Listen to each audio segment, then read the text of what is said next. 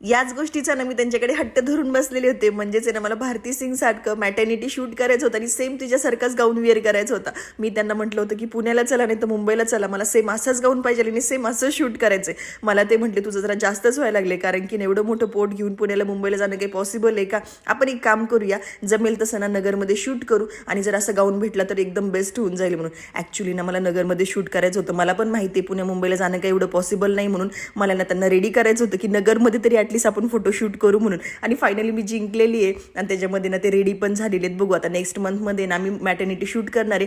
तुमच्या ओळखीचं किंवा तुमच्या परिचयातलं जर कुणाकडे जर मॅटर्निटी गाऊन असतील ना तर प्लीज मला कमेंट सेक्शनमध्ये सांगा. त्यानंतर माझं रुटीन शेअर करते. आजकाल ना बदक कमी, पेंग्विन कमी, त्याच्यापेक्षा सुद्धा एकदम कमी किंवा हळूहळू वॉक झालेलं आहे माझं. मला चालताच येत नाही पटपट.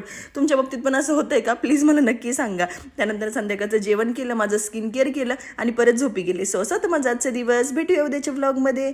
बाय.